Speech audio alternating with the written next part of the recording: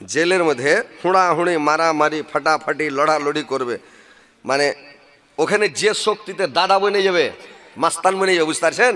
কাম হয়ে গেল। আর ও খালি তখন দাদাগিরি করবে জেলের মধ্যে, বুঝতে পারছেন? তো ওই দাদা বানার লেগে মানে জেলে মাস্তানি করে। তো ইউসুফ আলাইহিস সালাম জেলের মধ্যে যে আছে, তো জেলের মধ্যে যে আছে, আপনি এই চাটা খেলেন না, খারাপ না। এইবার কি করেছে, ভালো ভালো যখন খাবার আসে ইউসুফ আলাইহিস সালাম হালকা করে চেটি খেয়ে নেয়। আর ভালো ভালো খাবারগুলো যেগুলো জেলের মধ্যে গরিব দুঃখী অভাবে কমজোর টমজোর দুর্বল গালা আছে, ওরাকে খিলিয়ে তাগড়া করে দেয়, ওরাকে দিয়ে দেয় খা। তো এইভাবে জেলের মধ্যে খুব ভালো ব্যবহার দেখাচ্ছে। জেলারও বললো না খুব ভালো, ছেলেটা দারুণ ভালো।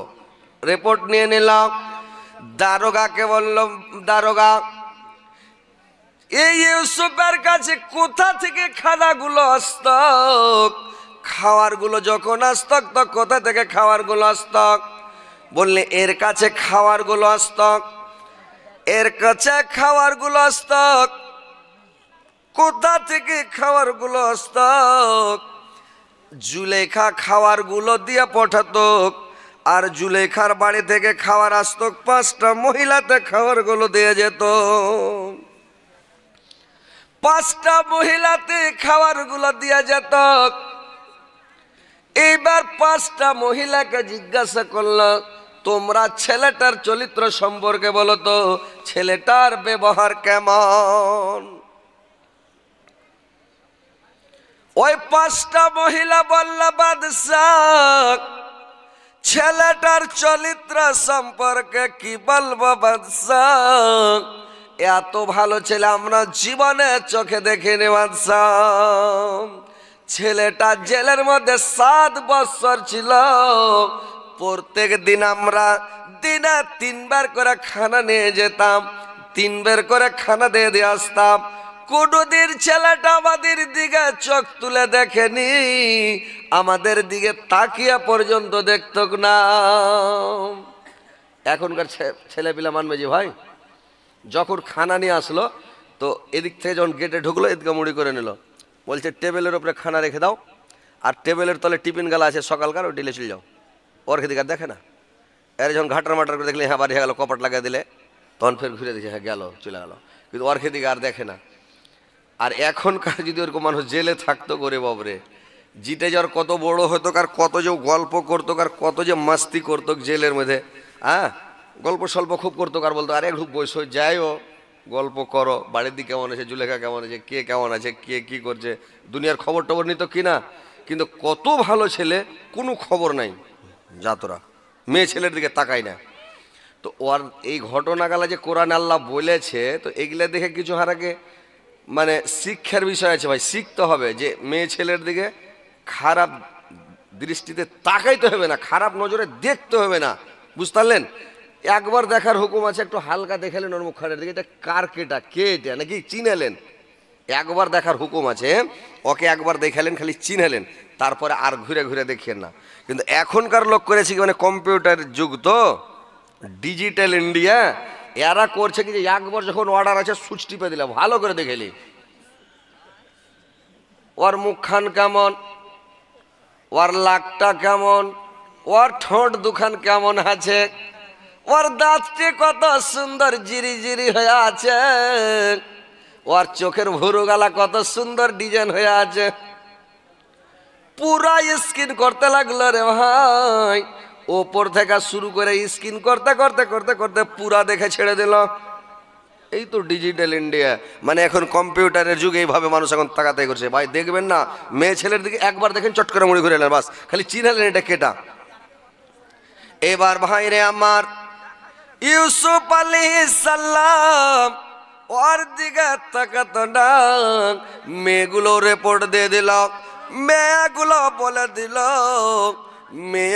বলে দিল যে ছেলেটা খুবই ভালো, খুবই সুন্দর, এর মতন ছেলে আমরা আর কোনোদিন দেখি নাই, খুব ভালো ছেলে। তো এটা যখন দেখলো, দেখার পরে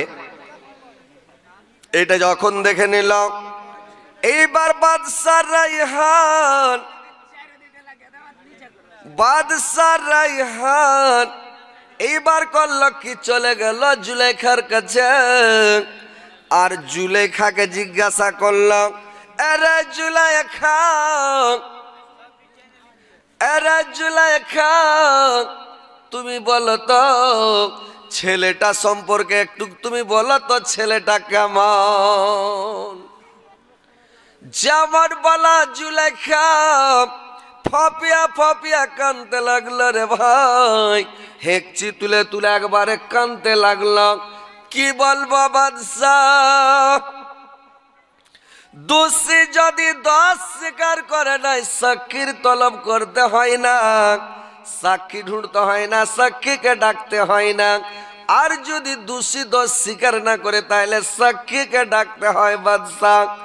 কিন্তু ইউসুফের কোনো দোষ নাই বাদশাহ, যত দোষ হয়েছে আমার, যা করেছি দোষ আমি করেছি বাদশাহ।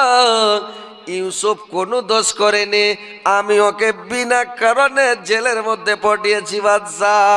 ছেলেটা অত্যাধিক ভালো, খুবই সুন্দর বাদশাহ।